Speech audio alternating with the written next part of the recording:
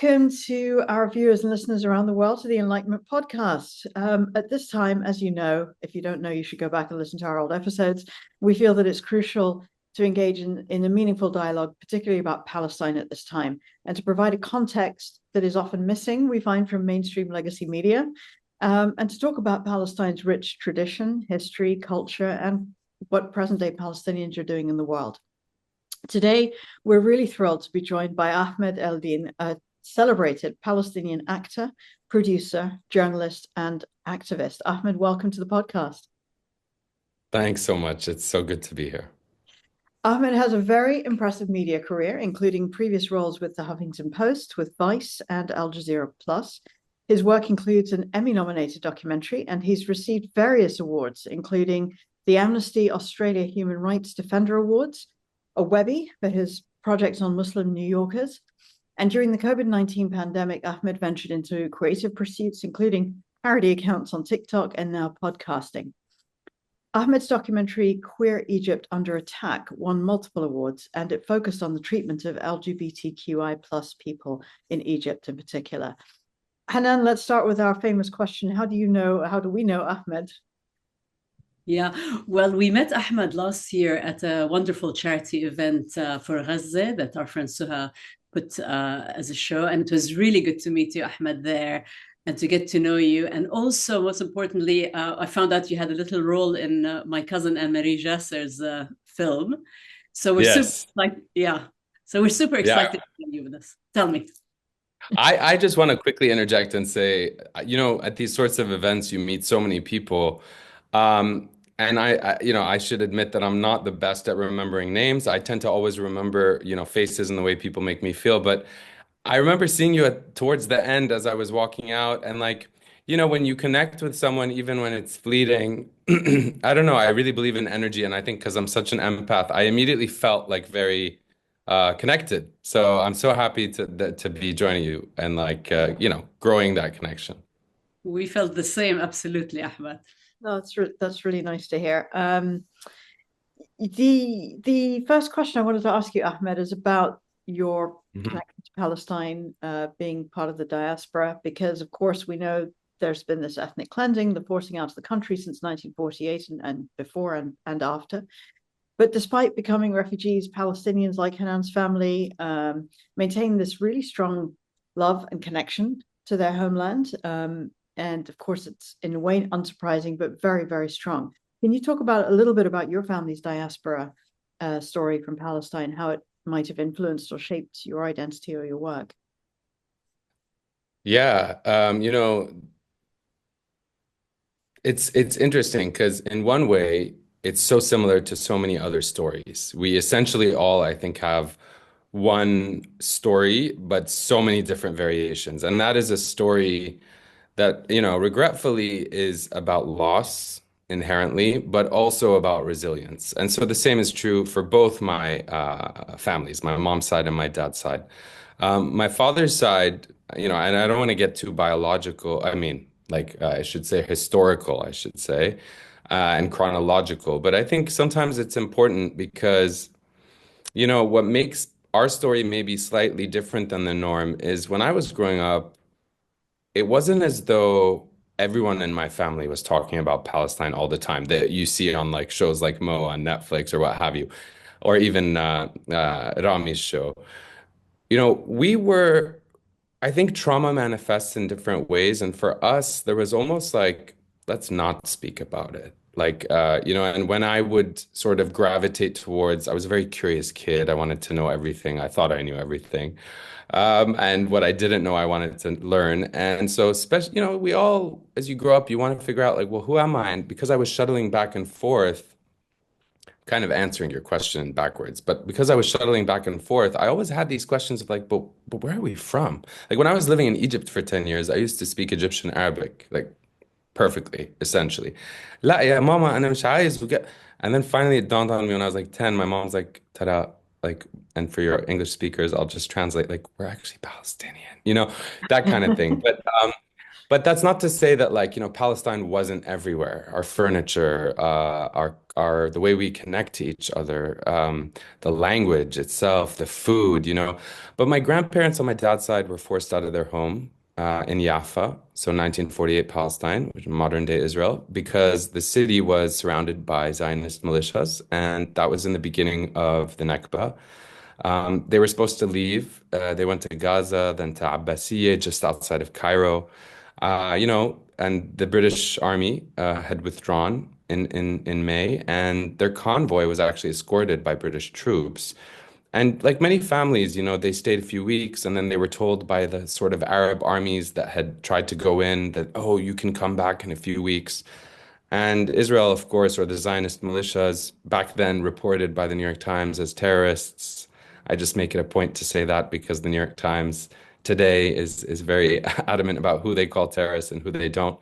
But Israel really, pushed beyond the UN partition, which was the plan. And so my dad's father was working for the Arab Bank at the time, and his boss was like through his in-laws, he managed to get him to Cairo, long story short.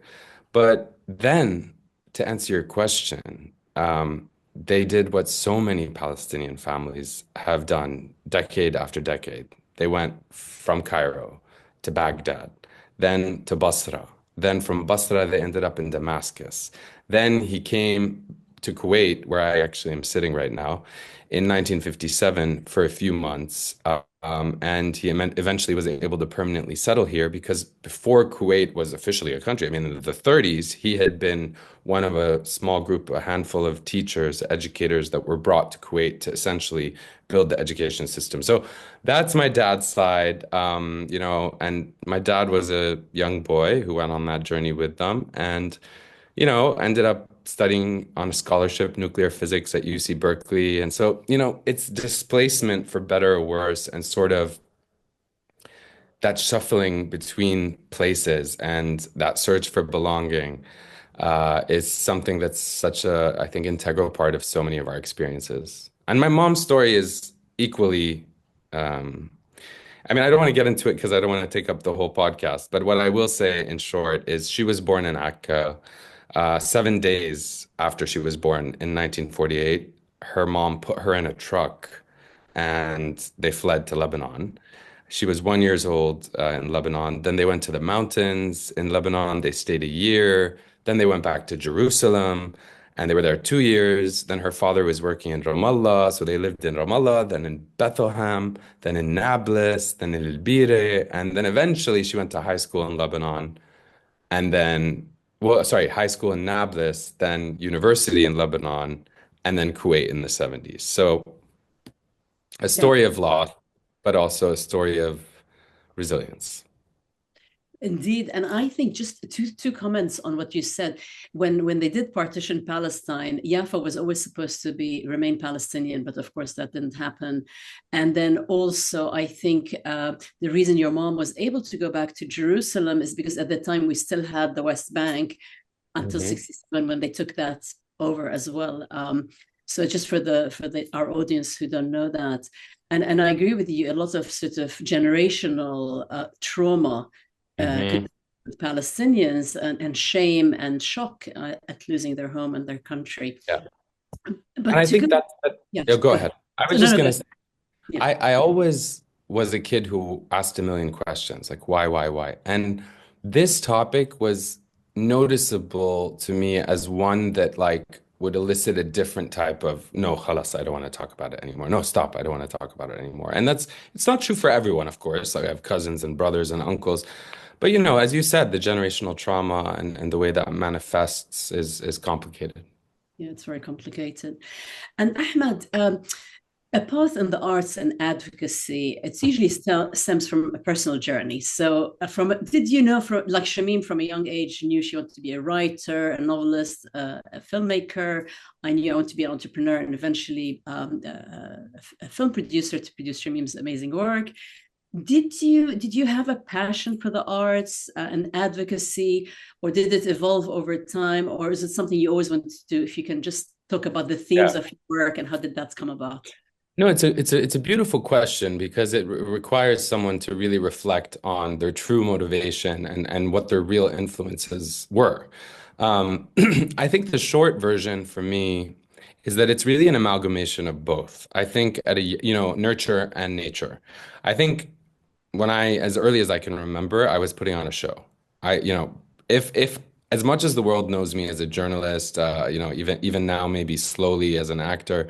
Um, I was really into performance art, like hakawati, this term that we have in Arabic is kind of quite broad, but I was always very enamored with storytellers in my life, strangers who would be telling stories, and I would just like, gaze at them, and so, when I was every Friday lunch at my grandmother's house, I mean, I would put on a show. I mean, all the kids did, but if the kids were like busy doing something else, you could always count on me to put on a show. And whether that was being comedic and self-deprecating or, dancing or, I was obsessed with Michael Jackson's dance moves and, so yeah, I mean, I think that's a big part of it. I think the fact that I had such a privileged life and that I kept moving back and forth between such different places with such different social and cultural norms, like Cairo, where I spent 10 years, but then high school in Austria under a far-right fascist, well, let's be frank, under a neo-Nazi named Jörg Haider.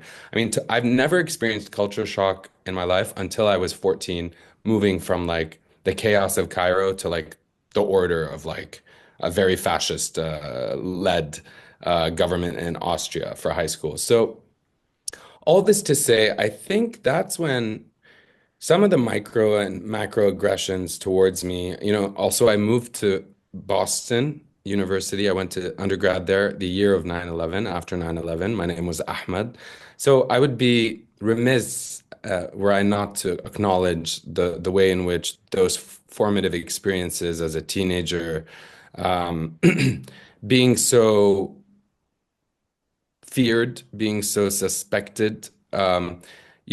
It definitely played a role in my like activism, for lack of a better term, journalism. It's someone who wanted to harness the power of storytelling to change things, because to me, that's what journalism is about. And it's the study of the human condition, the same way filmmaking and acting is the study of the human condition. I'm sure, Shamim, I don't know if that's what you believe, but the reason I think it took me so many years. The truth is, my passion is not acting per se. My passion is performance art. And to me, acting is part of that. Dancing is part of that.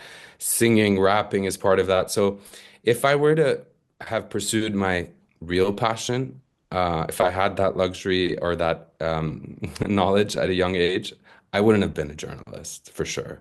I despise politics. And, people always tell me, well, everything's political, which is true.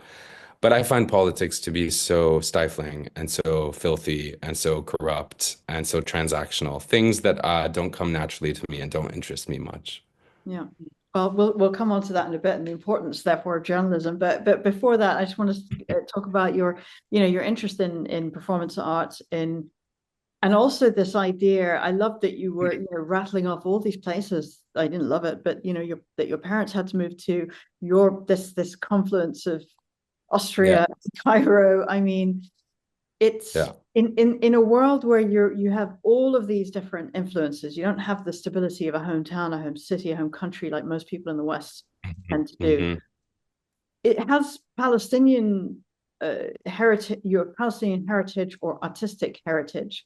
The Palestinian culture is so rich. Do you feel that that's had any sort of cohesive influence amongst all of this craziness, or not really? Yeah, I think the through line is,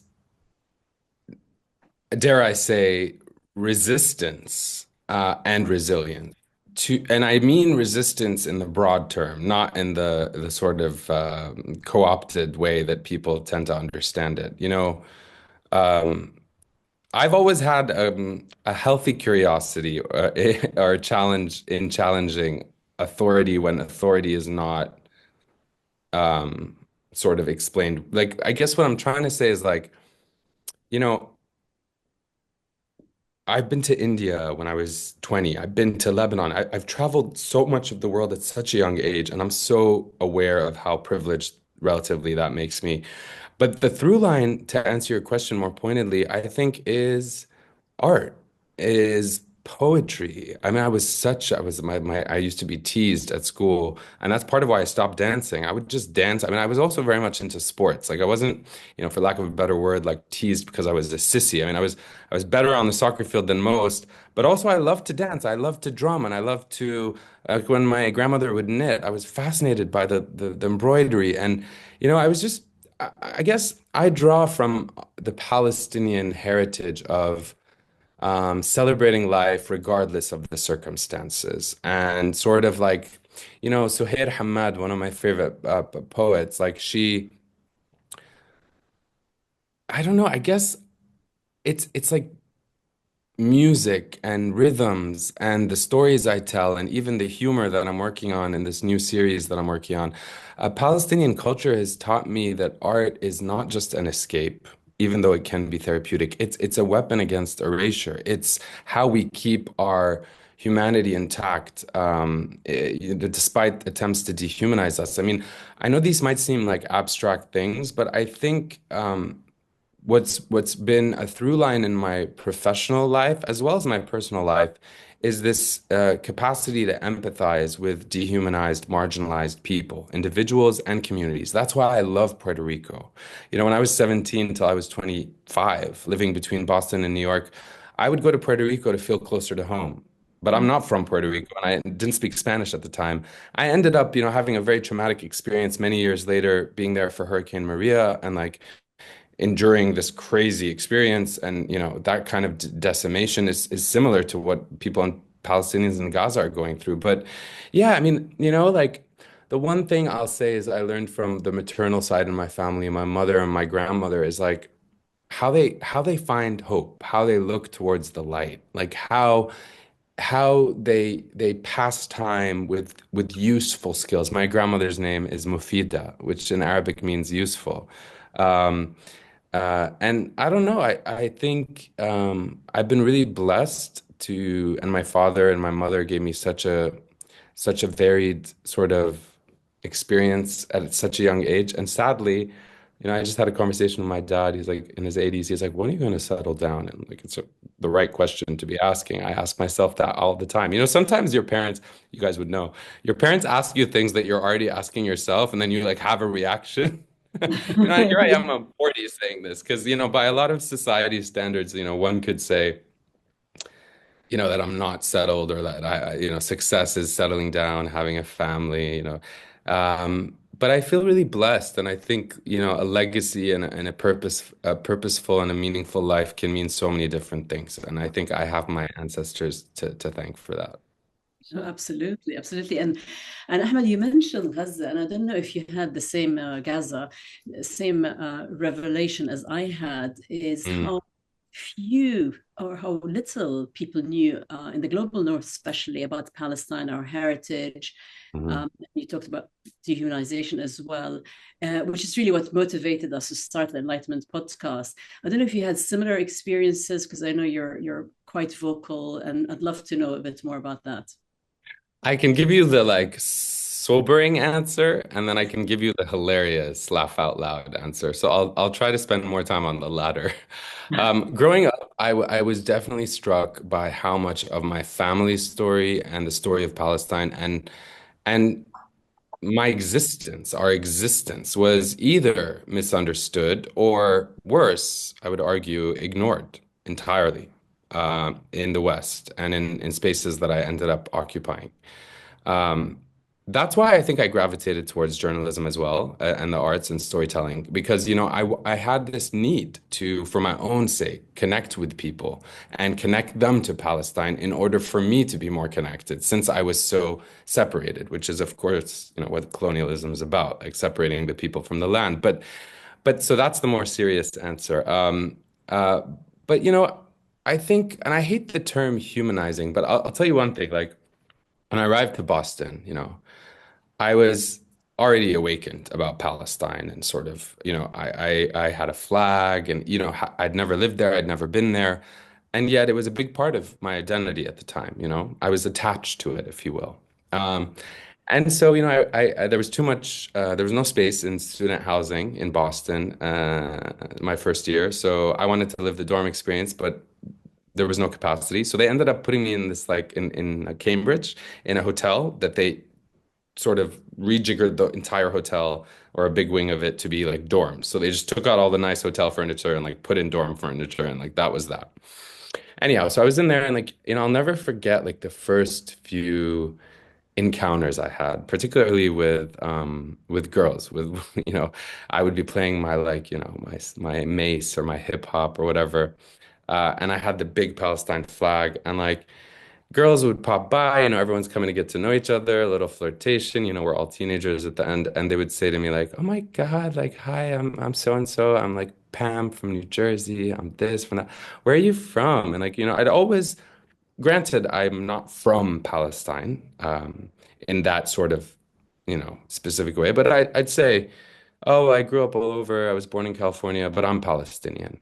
And it was, I mean, I kid you not, it was shocking to me that no one had any idea what I was talking about. It's not like I was in like a small little town in like Idaho or Kansas. Like I was in Boston University, like Harvard, Cambridge, MIT, like, um, and BU is a second tier school. It's not like this, anyway, what I was saying is, so I would say like, yeah, I'm from Palestine. Like originally my parents are from Palestine. They're like, and they'd be like, "Is that in Tennessee?" I'd be like, "No, like I'm Arab. And or like I'd say Palestine. I'd say, "Oh, Pakistan." No, I'm like, it's not Pakistan. And keep in mind, this is like during the Iraq War.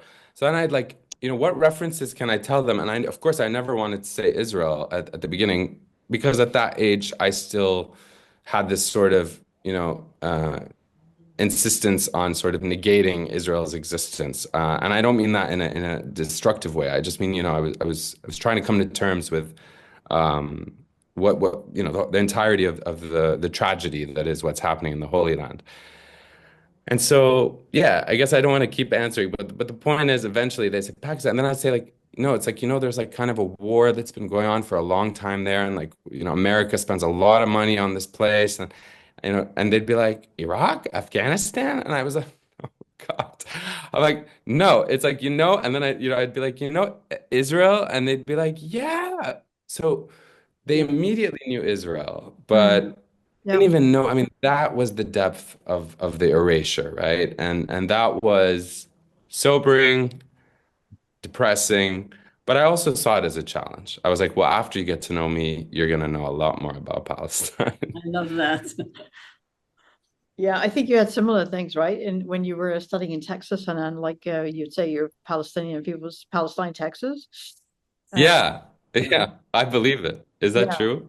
Oh, very true. And I was in Waco, Texas. It wasn't like at Baylor. It wasn't even like Shamim went to BU for her master's as well. But yeah, it's like yeah, like we didn't exist. We didn't. We were erased completely. yeah, And it's almost like not only do you not exist, it's like you're inconvenient. Like it's like don't bring it up. Oh, like if people know, it's like don't be Debbie Downer. Like, yeah, yeah, throughout my dating history early on in undergrad, like it was like it was always like shh. Like, oh, but isn't he so handsome?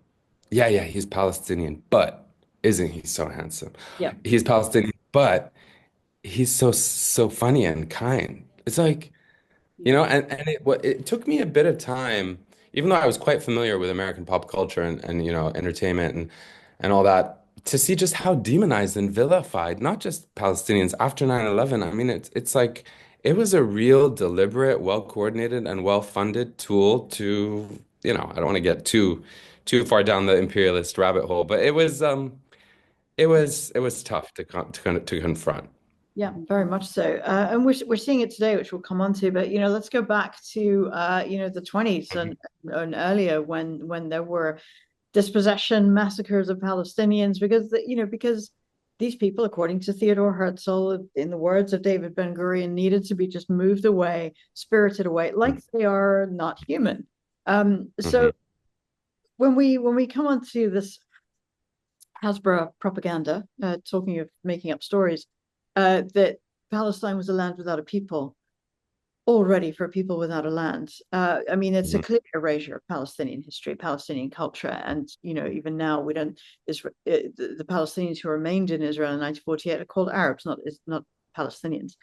Can you Mhm. can you talk about? I think what's part of the stuff I've loved about your work is that you address this issue head on and this claiming back of identity. Can you talk a little bit about that? Yeah, I mean, because you brought up the 20s and Herzl, if I may, I mean, I came across a quote that I think is just relevant to bring up. You know, what's happening today as you and I are speaking here, we have the ceasefire deal in Gaza. Yeah. And yet, right when that happened, there's now this new military, very violent, aggressive operation in Jenin in the occupied West Bank called Iron Wall. Mm. Now, I want to just bring that up because that name and as a storyteller and as a filmmaker, what we call things matters. And the name of that operation is not random, right? It's a seminal work, actually, of a guy named Vladimir Jabotinsky. He's Mm. one of the founding fathers of Zionism. And, in an attempt to answer your question in a less direct way, I'll say this work is actually one of the ideological forces behind Netanyahu's vision. And there's a quote that I came across last week, and it just speaks volumes about where they were, where we are, and where we might end up being. It's hold on. I have it right here. Yeah. There can be no voluntary agreement between ourselves and the Palestine Arabs. The native populations, civilized or uncivilized, have always stubbornly resisted the colonists. Now, what I find so powerful and profound about this is the admissions and the contrast, the juxtaposition between the admissions and the accusations. And, I often say, and what's been so mind-boggling and demoralizing as a journalist and someone who's worked for PBS, the New York Times, and the best of them and the worst of them, and the BBC, um, it's every accusation is a confession. And I know that can seem like hyperbole, but like in this quote, he's saying, this idea of the us versus them, right? The civilized versus the uncivilized, but then also acknowledging that they're colonists and that colonization is the name of the game. And, and even the use of like Palestine Arabs, you look at the media today, you talk about reclaiming the narrative. I mean, the way our minds are colonized. And, this is true in Algeria, it's true in Puerto Rico, it's true in Palestine. And that's what really worries me. When I start to observe these things, I can almost feel my insides turn in and I want to like shut off the world because it makes me sort of lose hope. And I guess what I'm getting at is like, I guess what I'm trying to say is like, even Palestinians now, 70% of the Palestinians, around 70% that remain in Gaza are not from Gaza.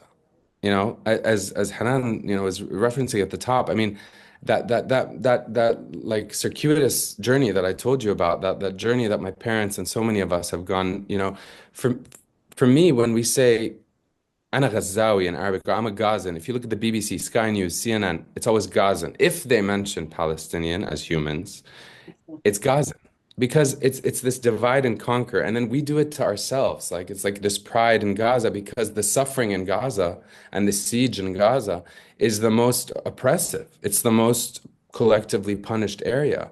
And I guess I'm answering more in the negative, but that's why I think we need to really focus on what unites us, and we need to reclaim our narrative by remembering in this quote, it says Palestine Arabs. And that might not seem, you might just be like, oh, that's a descriptive term. No. Now, the word Palestine, Palestinian is largely missing from any reference to us.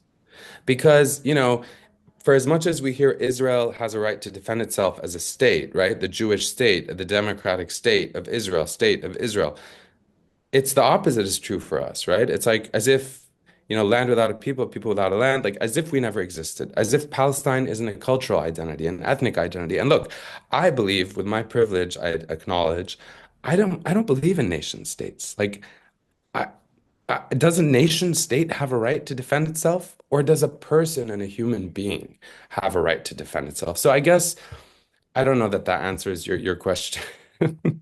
Now that I think about it. But I don't know. I guess No, I yeah, think it does because it is does about it? saying, okay, why, what, I don't know. It's,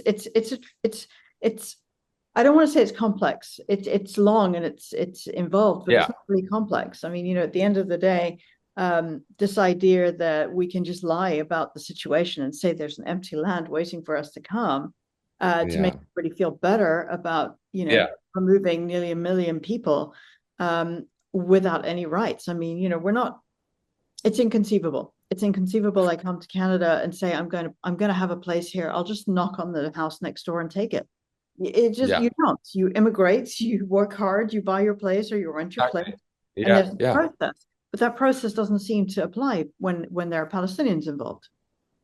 It's I think a better and more constructive answer, and maybe even more honest answer, is when it comes to the whole propaganda of it all that seeks to erase us. Like the first step to genocide, which is very hard to prove, but I think the Israelis have done themselves, sadly, no favors because they've made it really damn easy. Um, you know, Dehumanization is the first step to genocide, and dehumanization is the first step to historical erasure. So for me, reclaiming the narrative, my approach has always been to not make it a point to be, but simply be because I am human. Yeah. So, being human means being vulnerable. Being human means being truthful, being authentic, being creative, allowing myself. And I have that luxury and privilege as someone who's not being oppressed the way people on the ground are being oppressed, right? By the power disproportionate dynamics there. So, I center Palestinian voices throughout my career. I want to act because I want to tell stories not just about Palestinians, but to me, Palestinian can be a term now that refers to any disenfranchised, marginalized person, honestly. I mean, it's taken on that sort of symbolism. So for me, it's like I use humor on a daily basis to reclaim the narrative. When they come at me with their like racist taunts and whatever it might be, whether it's in Vienna, whether it's because I'm like, I hope he doesn't have his pilot's license or like whatever it might be. Like, I always have a retort. I just think that when you start to unpack the myths and show people the absurdity of the lies and the propaganda, I mean, the truth is not only on our side. The other thing that's on our side is humanity. Yeah. It is inhuman what they're doing. And what we want is so human. We want to love. We want to live. We want to connect with the land. We want to connect with each other freely. We want freedom. We want dignity. What is more human than that? And that's why their efforts to dehumanize us cost them billions of dollars. And that's why Palestine is still not a thing of the past. So for me, like by combining my humanity, my humor, with storytelling and even us collectively, like collaboratively, even on this podcast, I think that's how you cut through the noise and you reach people on a deeper level. Like, for as much as my work speaks for itself, I'll be really truthful about this. And I was so disillusioned at one point with my career in media, and journalism specifically, but after Trump and all that stuff. But one thing that no one can take away from me, and I kind of tried to use this line with my dad when he's like, what about the legacy? You have to have kids. And I was like, you're right. But, where I've been in Tennessee and all over the world, in Mongolia and South Korea, all over the world, as a journalist, even if it had nothing to do with Palestine, everyone who I met knew I was Palestinian. I introduced myself and I connected with them deeply where it matters, on that deep human level. And even if the conversation wasn't deep, you don't have to like be cheesy and go deep and talk about your feelings and your shame and your insecurities. No, you just, and that's one of the things I think that's been my saving grace. It's also my best quality as a journalist. People just seem to trust me because I think I'm very honest with them when they meet me. And you can't fake that funk. Like, and it's hard to teach as well because like, it's just a way of being, and I'm not trying to like might sound like I'm being arrogant, but what I mean is like it's you get to a certain age in life and you know what you're good at and what you're bad at. You know what people respond to positively, what people respond to negatively. And I can't tell you how many times I've had people, complete strangers in Flint, Michigan, covering the water crisis there, who within 25 minutes after our interview finishes, I'm like, we've done all the interviews, tell me about the water, show me the skin rashes, and then I'm like, well, yeah, so tell me about your son. Oh, he's studying art. And then like 15 minutes later, they're telling me their deepest, darkest secrets, the things that keep them up at night. And I don't know, those connections to me help to change the status quo, wherever, whether in Palestine or in Flint, Michigan. Yeah, no, I love that. And also just to go back a bit to what you and Shamim were talking about, when they say a land without a people, it has two meanings. One is rewriting the propaganda, but also that they don't see us as people. They've dehumanized us with that. And as we know, Zionism is a settler colonial ideology that aims to dehumanize and erase our Palestinian identity. But I'm finding out, and then I'm sure you have too, going to demonstrations online, etc., that more and more Jewish people are really discovering the truth about our history, and they're distancing themselves from Zionism. They're saying we're Jewish. Zionism is an ethno-supremacist project. I don't know if you've had the same thing, but could you share your thoughts on the shift and the impact it has not only on us Palestinians, but also on the Jewish community globally? I think, sorry, the reason I was grabbing my phone as you were speaking is just yesterday, someone reached out to me, former Zionist who moved to Germany, met Palestinians, and recently has been reaching out, being like, trying to make amends, trying to free his own soul and keep his own humanity intact. I think I'm so glad you asked me this and you shared a bit about it because I, early on in this genocide, I knew like instinctively what was to come after October 7th. I knew how the media wouldn't report the context, the facts, and I knew that there would be, I didn't know the genocide would be this strong. But I say this because instinctively I started to search for hope, search for, you know, people who are enlightened, people who look towards the light, people who, even in the darkest of times and knowing what was to come, I knew for my own sanity, um, I knew I needed to start doing that. And where I found that, for better or worse, was young Jewish Americans, young Jewish people in the West. Not just young, but I think that shift has been undeniable. I think its consequences we have yet to really see. Uh, I think the film Israelism, for example, love it or hate it, immediately when I saw it early on, like, divine intervention or not, like it's crazy. That film is a film about essentially young Zionists who have this shift that you're describing where they come to confront the lies and the propaganda and the brainwashing that that was instilled in them. And their journey, and it chronicles that journey. It's a wonderful documentary. As Arabs, yeah, Yeah, yeah, very but as yeah. yeah, courageous and also so timely, right? It was about to start screening at college campuses in September and October, right before October 7th. So when I saw it, I reached out to the filmmaker and then I became friends with one of the characters, Simone, and groups like If Not Now and political activist groups, but then also like artists and comedians and Israelis who are like, it's been, I think, something that is both polarizing but also so important. So many Palestinians of mine, understandably, are so horrified by the genocide and by the world's lack of solidarity with the journalists that are being murdered, with the children, with the mosques, with the churches that are being, I mean, all of Gaza has been destroyed. That's the reality. I mean, 92%, 98%, 90, I mean, it's, and that was the plan, right? And I say that so flippantly, it seems, but what I'm trying to say is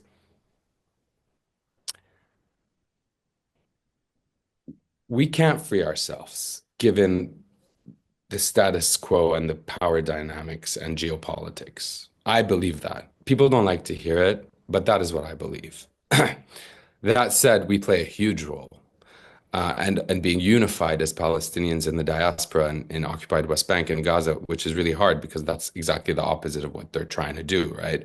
But I guess what I'm trying to say is we need allies. We need human beings who are going to fight as hard as we are, not just to dismantle Zionism and the settler colonial state and apartheid regime. No, to assert and defend and acknowledge our humanity and connect with us as humans to move us towards freedom. Look, from the river to the sea, has become such a phrase that's so politically charged and this and that. And I made the mistake of joining Pierce Morgan, which is a lot less enjoyable than joining you, you two. And I think we're better also, looking too.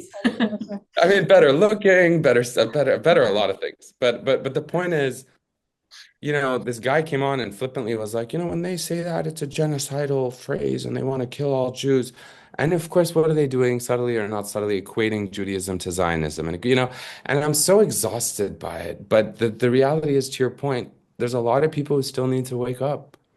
And not only wake up to what's happening there and how horrific it is and unhuman. That's what's unhuman, is what Israel is doing. But I think also wake up to how what's happening there spells disaster and threatens us all. When facts don't matter, when journalists are not safe, when hospitals can be justified to be bombed in Palestine, when the international law still exists but is not enforced, and when you shield and absolve those who violate it openly, blatantly, and boast and document it and share it on their social media. There's a lot of interesting things at play that are happening in the last few months with like the Hind Rajab Foundation and others, people trying to put accountability because, I mean, honestly, with Trump and, everything that's happening, politics aside, the direction that we are headed in as a civilization, we're at a precipice, I feel like. You could interview people every 10 years and someone will tell you we're on the precipice, we're on the precipice. But with AI and with automation and with just the social income inequality in the US, Canada as well, Europe, I mean, far right populism and the facts don't matter, and X becoming this like media conglomerate. Like, we thought we had a democratized media in the last 15, 20 years, and decentralization of media turns out like, here we are. So yeah, I mean, I don't know. That was a lot of rambling, but all this to say, um, I just I hope people wake up, and I hope Palestinians recognize that Jewish voices are going to be integral to collective liberation. Because Zionists might think they're free, and on the surface they may feel free, but their souls aren't free. Well, we totally agree with that. That's why we're definitely not the Piers Morgan show. We believe in things like humanism, accountability, honor, integrity. But just to follow on from that, you said people need to wake up, which I agree, because Israel right now is behaving like a rogue state. Yeah. Hostages being released, by Hamas look in reasonable health. They're speaking well. Seem like they've been treated well. People coming out of Israeli prisons look like they're 100 years old, and they've been under horrific torture, all of which is documented. And nobody cares about it. You could bet they would care about it if there was any sign of torture on the Hamas hostages, as they should, because that is a general standard, general belief. Of course. Israel does not seem to have to be accountable for this, as you said. You said people waking up is one thing. What are a couple of other things, changes that are needed to address this current impunity in your mind, if there are a couple of possibilities? Yeah, you said it. Can I jump in and say it? And we're seeing this treatment of Palestinians now, but this is nothing new. It's been going on for 77 years or more, even before that, with the massacres of Palestinian towns and villages by the early Zionists. So now it's on display, but it has been systematically going on. So sorry to interrupt. Go ahead. No. I really appreciate that sort of interjection, because it's two sides of the same coin. To answer the first question, I think what change is needed, accountability is key. Without accountability, there can be no peace. And that's not an opinion. No. If you're a student of history, that is clear. And look at the US example, look at Canada. I mean, in the US, like Native Americans and that, there's a million ways you can for every example, you can get a counter example. But Israel's actions, to your point, has gone on for decades. The difference now is, not just because of social media. We sometimes like to attribute it just to one thing, but I think what's happened is there's been like a symbiotic series of shifts and changes, including technology, the decentralization of media.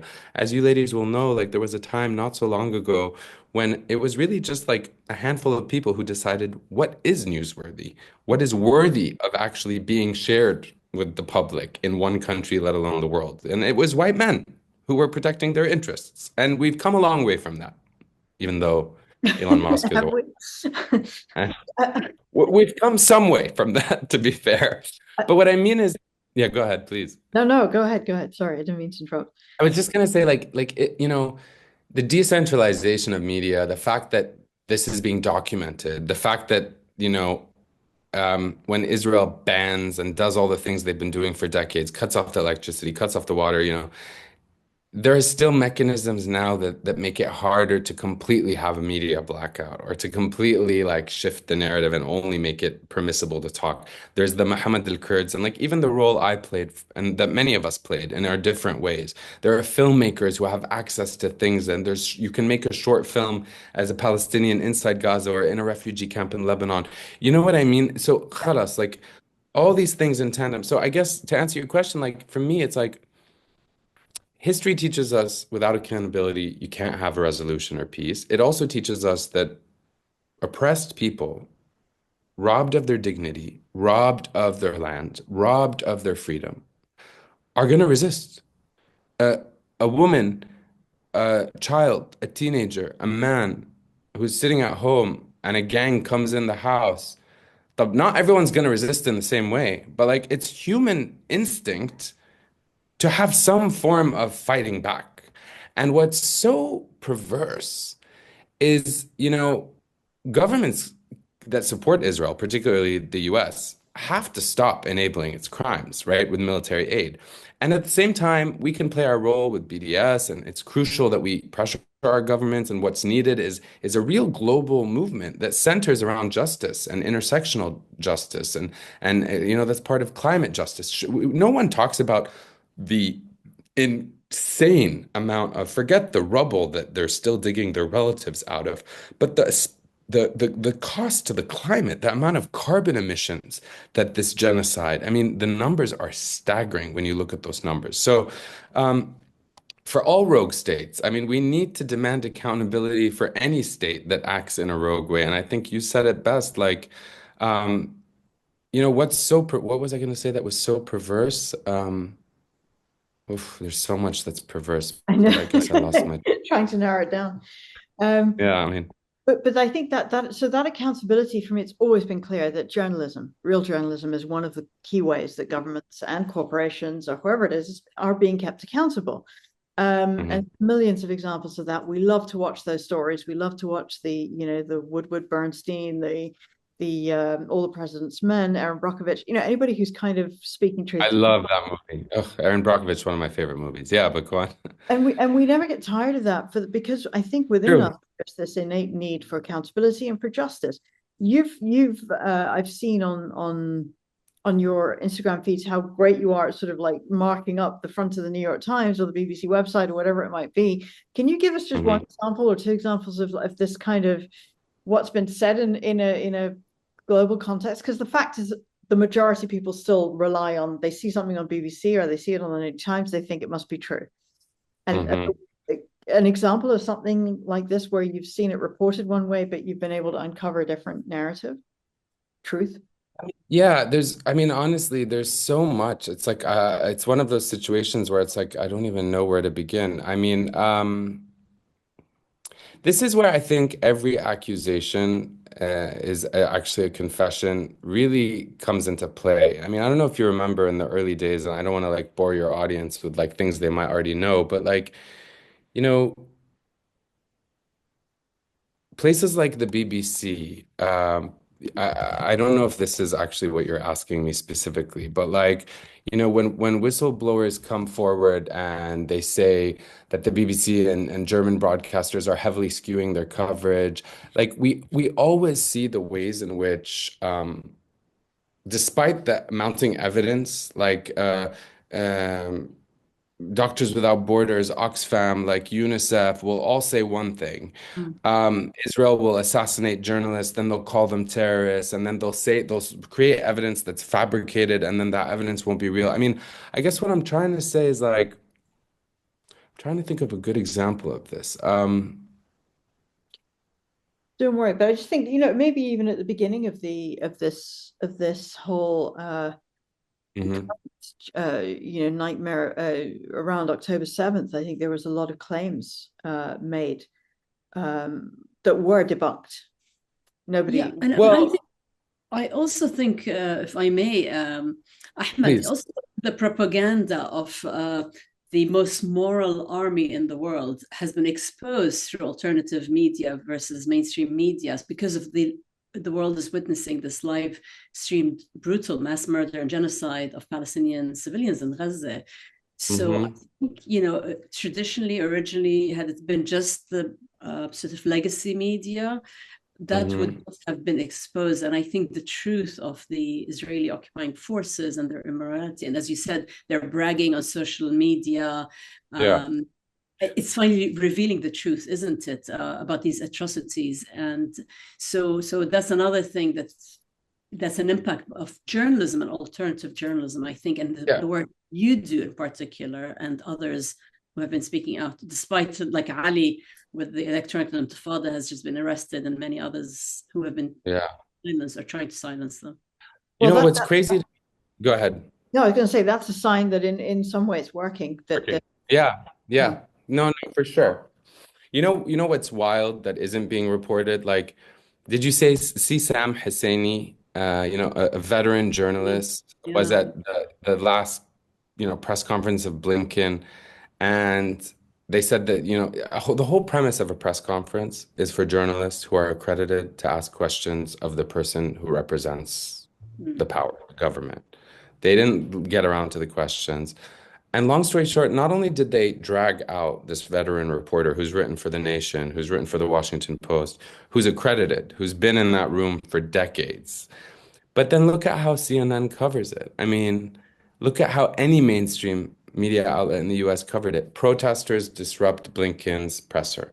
part of the reason they get away with it, I feel, is that Yeah, because of this representation of Palestinians overall as terrorists. yeah. So The it's boogeyman. somehow acceptable. And I think that representation really needs to change. Now, for us, we try to, do that through Palestinian characters in our films, through this Yeah, podcast, through interviewing people like you. Because actually, Hanan, we always talk about how much generosity and kindness is in the Palestinian DNA, if you like. 100%. Uh, 100%. And I will say, if I can just say, like, Saint Laurent, I don't know if you're familiar with his music, Eliana, these pop stars that are coming out who are like 22 and like, yeah, so absolutely. talented. These cultural figures that sort of dispel just by existing. They don't have to humanize themselves. They're humans who happen to be Palestinians who do all these incredible things that contradict these very narrow ideas of what it is to be a Palestinian. You're a Palestinian woman, you must be oppressed. You're a Palestinian man, you must be inherently violent. Yeah, yeah, I mean, yeah. Honestly, absolutely. and Ahmed, I honestly, and we talked about Shamim mentioned the generosity and the kind spirit of Mm. Palestinians, which is part of our DNA, who we are.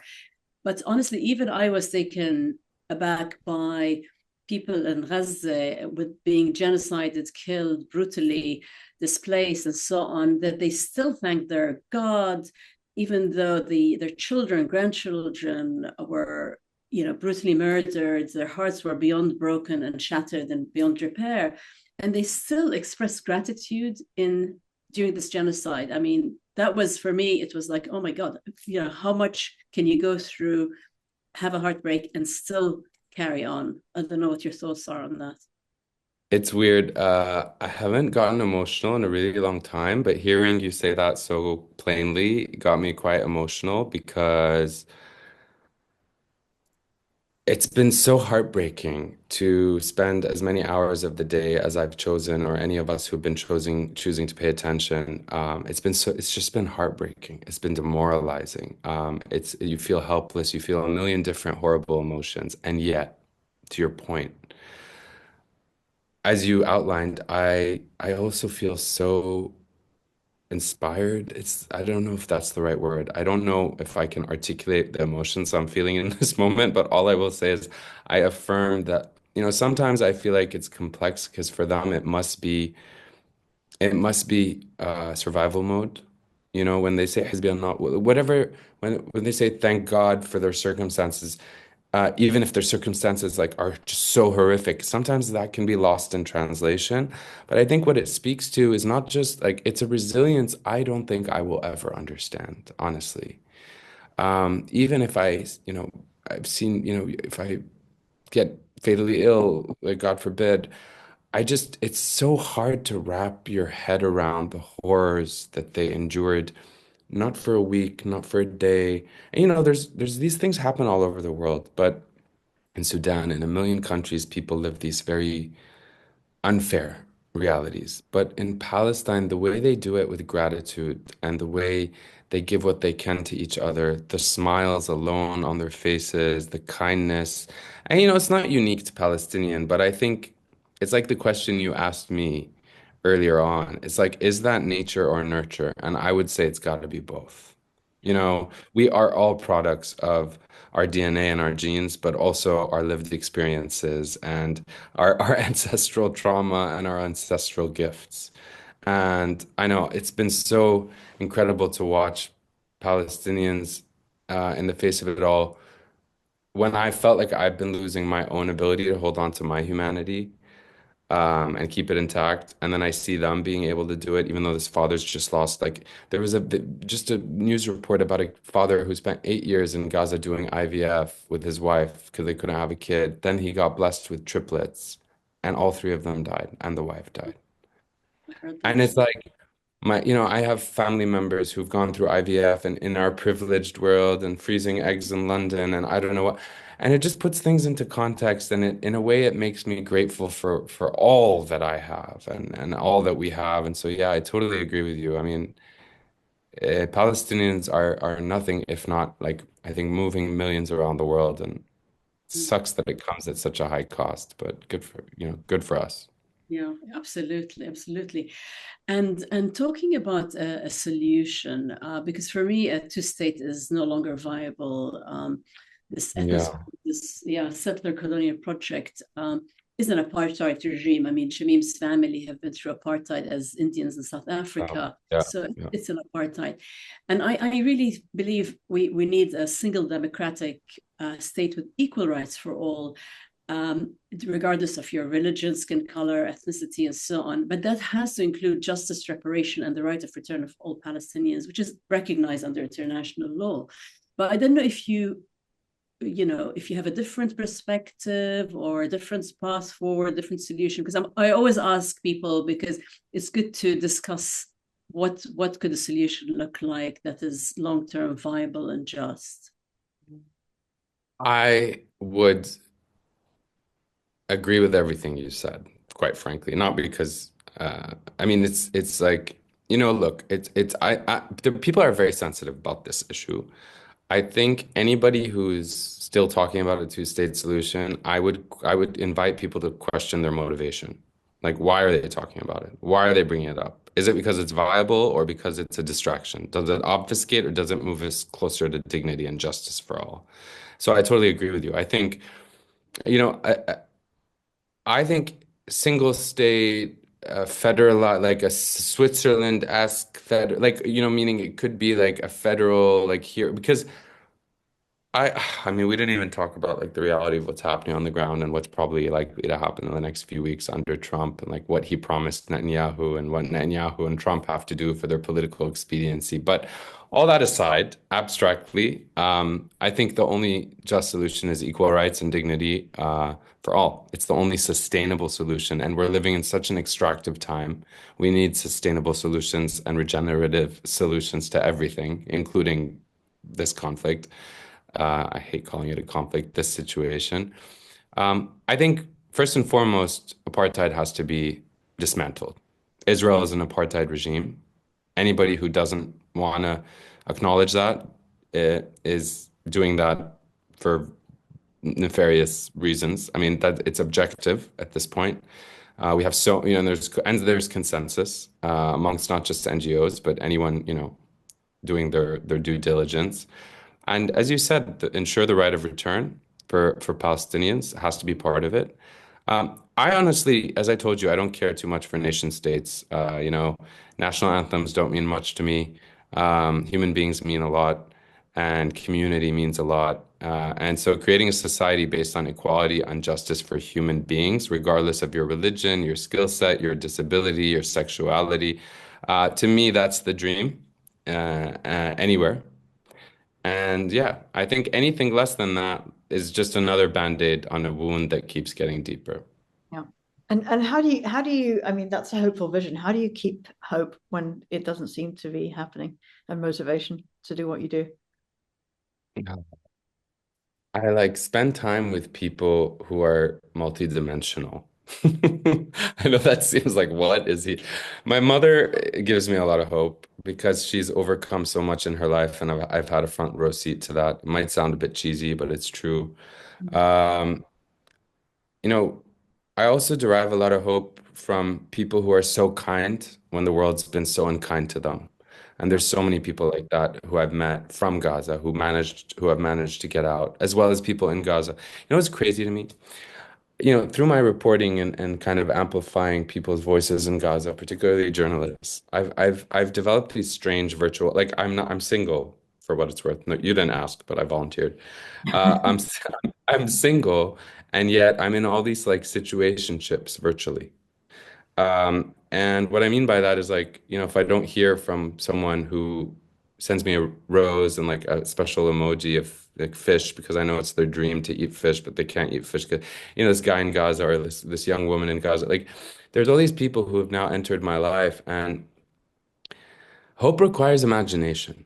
And I guess when you're living amongst that much destruction, it's really inspiring to me how those people can find hope and believe in a future where justice is possible. So I find hope in their resilience, honestly. I find hope in the growing global solidarity, in the Jewish people you were referencing.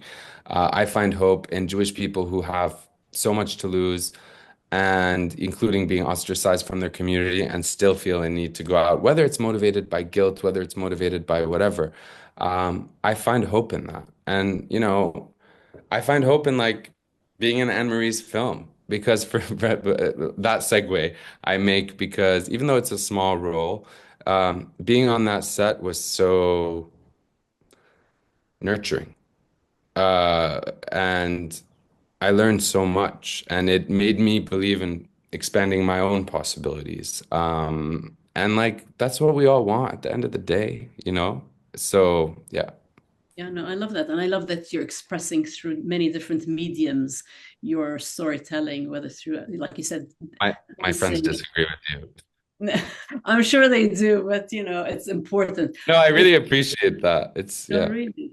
I think representation in many forms is important. That's why on this podcast we're trying to invite people from different disciplines, and because all of it feeds into the humanity. And as you said, the Palestinian movement has become a global movement, and it's really important to keep that momentum, because really, with peace without justice long term, it'll just be a band-aid, as you say.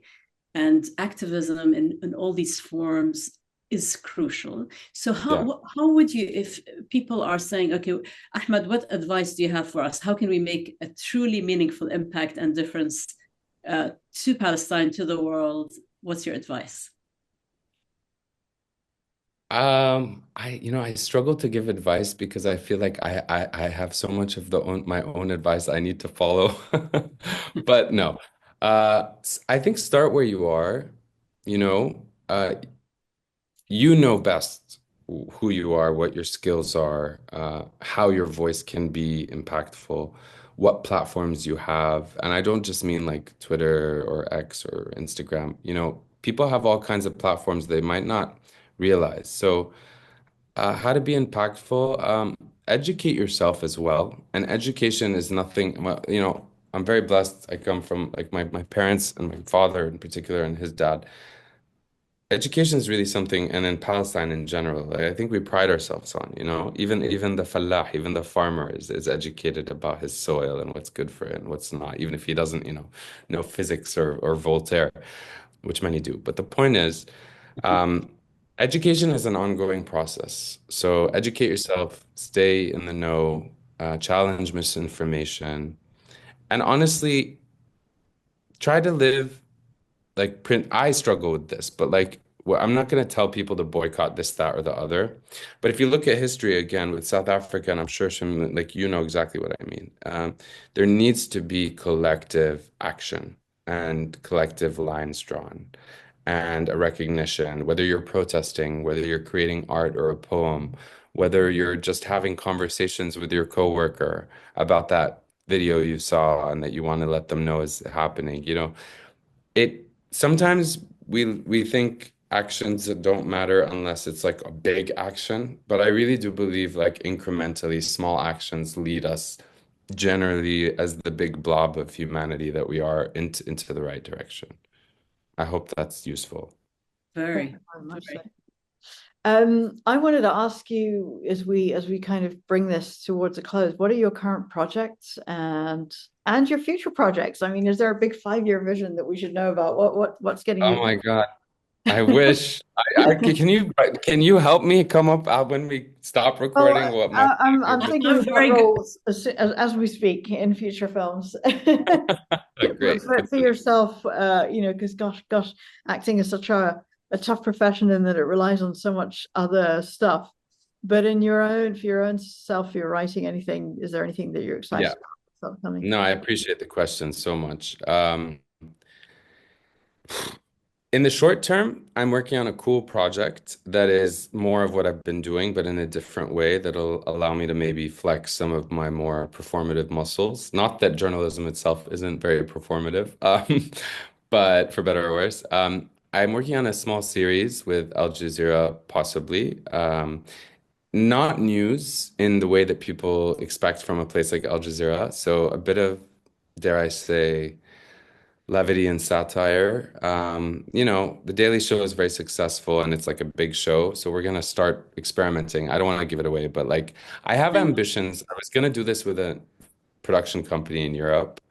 And then for a lot of logistical reasons, as you know, production's always complicated. I decided, no, you know what? Let's go back to Al Jazeera and actually give this a go because I think there's a gap in the market. I think Al Jazeera is well positioned to do it, and it's yeah. I've been wanting to do this for many years at a news organization where, they might not. Yeah, so that's that. It's going to be like a weekly experiment, about 4 minutes, and we're going to take different issues and essentially make connections between things that you might otherwise never think were connected, and hopefully do it in a way that's like educates people, but also entertains them, and also gives me a chance to flex some of the skills that I've been exploring, more like acting and stuff like that.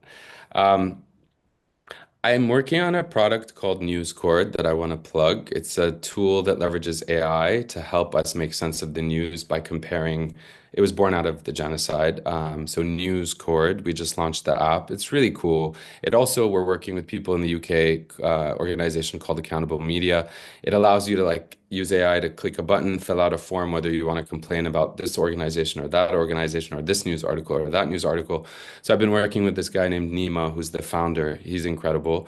So like that is fulfilling my bucket of like Palestine and activism or what have you, and media critique and like media accountability. Um, the more fun stuff between us, I should say. I've been experimenting like with music. It's got interrupted. Part of why I moved to Tunis was to spend more time doing that. I think music is such an incredible medium. And I don't just mean like I want to drop songs and like have an album. That's not what I mean. I mean like, music and film, as you know, can either make or break a film. It can force you to feel something you don't necessarily want to feel. Or it can give you space to feel a whole range of emotions you didn't expect to feel. And so I don't know, it's like I think we all struggle, and I would love to hear. I wish I would have asked you some questions because I feel like this would have been more interesting. Not at all. But imposter syndrome. I'm sure you both have experience with that, no? No. Amazing, Hanan. Okay, now Uh, you gotta write a not book. big-headed at all. No, I love it. Look, some people struggle less, based on your personality. I've struggled a lot with it, even throughout all when the world's telling me you're super successful by like I win this award or I get this big job or salary or promotion. I don't know. It's like you have to be in flow. I think it's something between you and yourself, right? And so Yeah. it's been a very, I think maybe it's like a bit of midlife crisis compounded by COVID and a little bit of humility that's always being fed to me by my siblings. Well, But that's not a bad thing. It's not about. Listen, if it's any consolation, I don't know a single writer, including myself. If you take even like the slightest break and then you sit down and you look at a blank screen, it's like you think you've forgotten how to do it. exactly, exactly. And so that's why, that was advice to myself when you said how to make an impact. It's like start where you are, right? Every day write 2 lines. And these small exercises have helped me because ultimately I would like to, part of why I wanted to go into acting is not to be an actor, but to learn more about what it's like being on set. I did some short films. I've done now 2 feature films. I would love to do more. And I don't want to do it just to have a career in acting. I want to do it to really learn about storytelling and what are the limits and how far can we push them and how can we be the most impactful. And like you mentioned in passing throughout this conversation, Aaron Brockovich, I've seen that movie like 28 times. um, Shawshank Redemption I've seen. And those movies are so formative to who I am today, who I was 10 years ago, and hopefully who I'll be in 10 years. And that's the power of cinema. Like that's the power of film. That's the power of storytelling. And sadly, journalism and news quite limited. So even in this project with Al Jazeera, it's like I'm trying to like, be able to like code switch and do a little bit of it's not acting, but it's like, whatever. I don't want to give it away, but because we're still Yeah, creating it. But I think there's an element of what is it? It's kind of that the empathy that we talked about much earlier in the podcast. It's really ramped up, I think, in the visual film medium, especially. That's why I gravitate definitely.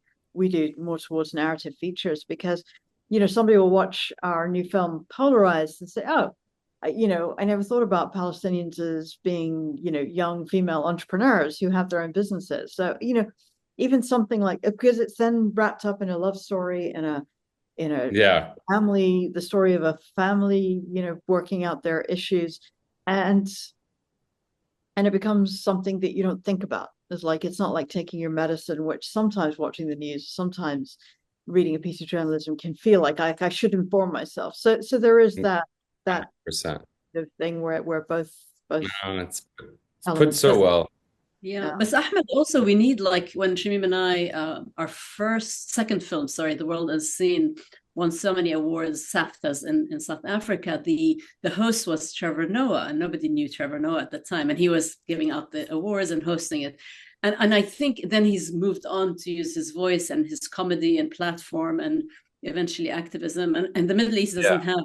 You could be the Trevor Noah of the Middle East, and Well, that's a big compliment. I interviewed him right before he came to the Daily Show. I was at HuffPost live, and it was still, I'd launched this network for HuffPost, and anyway, he came on, and no one knew who he was in the States, to be honest.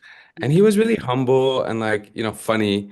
Um, yeah, I think he's I aspire to, people, I also have this thing where like when people say, but why would you do music? Like, why are you even taking this class? Why are you acting, Ahmed? Like, well, you're so good as a journalist. And to me, like, Renaissance man or Renaissance human, like this, I always was very enamored as a kid when I met historical figures who did it all, like even, they're poets and they know physics and I don't know, it's like so I appreciate you saying that because I'd take a life as Trevor Noah. I mean, look, like what I really should be is a stand-up comedian, not because I'm funny, but because I love I love even as an actor and even when I studied improv, like part of when I quit my job in journalism, I went to study improv in New York and at the famous, I forget now what it's called but anyways, like this famous improv, where so many like actors and comedians have gone. And the reason I did it is I love being on the spot and being like when as a journalist, like I've done so many different forms. I love being in the field with no script and having just spent 2 hours in a community. And then it's like, what a challenge. Like it gets my not just adrenaline.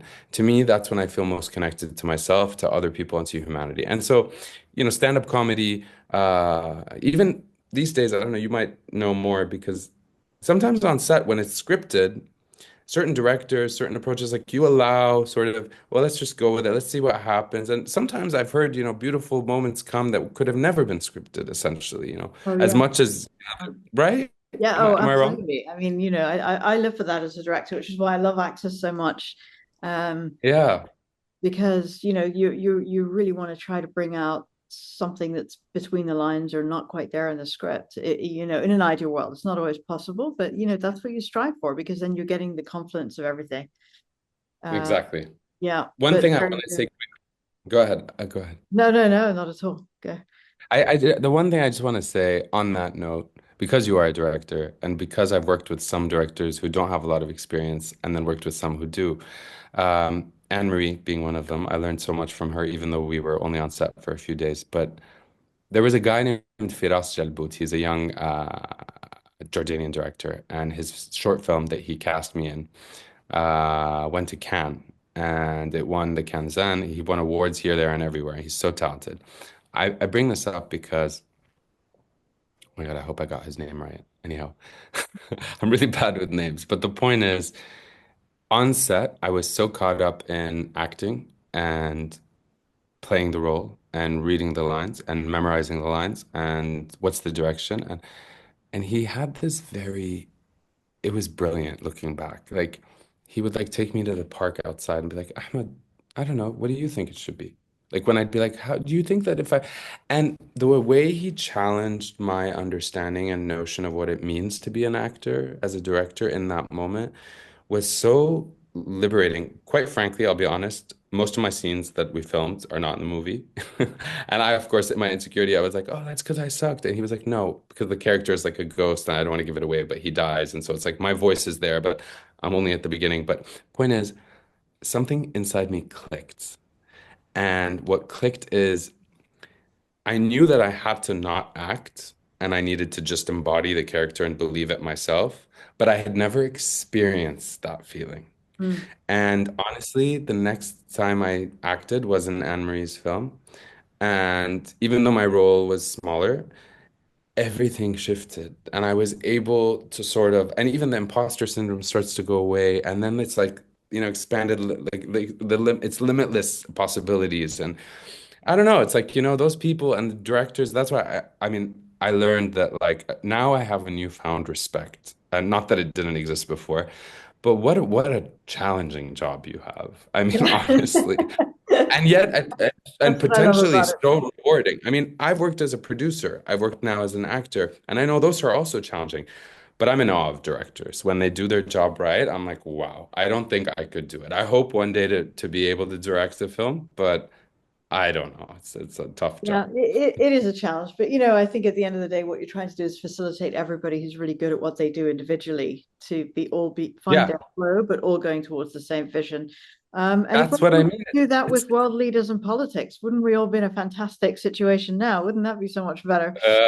We can that's but a dream, good but I think that's what it needs. it's a good comparison. Yeah, I Yeah. wish that were possible. Yeah, Let's make that happen, you let's and Yeah. I. do it. That's a So, positive way and to put it. music, you're right. Music is very important in film. I mean, Shamim, when she's writing her novels or scripts, or even she shares her music list with her actors. So it's a big part of the emotion, isn't it? So I think keep up the music. It's all feeds in, doesn't it? Exactly. And you know what, music for me might and probably should never be like a career. But sometimes experimenting in modalities, I find, can help unlock something in your actual lane and modality. Do you get what I'm saying? Like by Absolutely. experimenting in music, it's like then in your acting or your directing or your journalism, you're like, oh, like I don't know how to explain it beyond that, but I found that to be true for music. It's such a powerful medium and it's so raw. And yeah, it's Yeah. liberating. Absolutely. Yeah. And Ahmed, inshallah, I really hope we can do something and work together soon. Allah, inshallah, yeah. Inshallah. But I would be blessed. that would be wonderful. But is there anything that we haven't covered today that you'd like to add before we wrap up? Uh, no, not really. I appreciate the question. The only thing is maybe I just want to thank you for taking the time and effort to create these sorts of spaces. There was a time after COVID where I was really reflecting, like so many of us, on everything, on an individual level, collectively.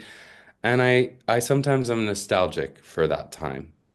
And so when you create spaces like this, a podcast can be a lot of things, but this has been a joy. So yeah, I just appreciate like that you approach it very authentically. Thank That's you. been wonderful to hear. And I'd like to thank you as well, Hanan, for creating this podcast and doing all the tremendous amount of work and research and stuff that you do to make it feel like a very fluid process, but Yeah. have a meaning. I just kind of show up for the ride, and but I'm all endlessly thrilled with the people that we've been able to talk to and the conversations we've had. But thank you, Ahmed, really, for your eloquence, for your insights, for everything that you do. I've known about you online long before we actually met at that beautiful event last year. Yeah. So it's been really wonderful to connect on this podcast. And thank you again for everything you do, particularly for Palestine at this point, and the people who need everybody's support. No, thank you. And that event and this podcast, it's all a reminder, as you say, that we need each other. And that's everybody, right? So thank you. And thank you for mentioning you're single a few times. If you do, we can put your phone number in the show notes if that's helpful. We're always There'll be looking many for that. takers, Ahmed. I'm doing that for my parents. No, I'm joking. It's like sometimes in life it's healthier to be single, and then sometimes, Yeah. it's not. So we'll see what happens. But now I've You'll said it one more time. There you go. Well, I think I might have done that for you. But thank you again. Thanks, Hannah. Thanks, Shamim. It's been No, great. thank you everybody for tuning in. And if you like this, if you feel moved to share, subscribe, like, pass on, it makes a big difference. As we were saying, we're up against mainstream media. Help us broaden that net, please. Yeah, and stories and representation matter. Stay informed, stay engaged. Please take action in solidarity. See you next time. And Ahmed, shukran. Really, Palestine and the world needs more people like you. Like us. Thank you. Islam.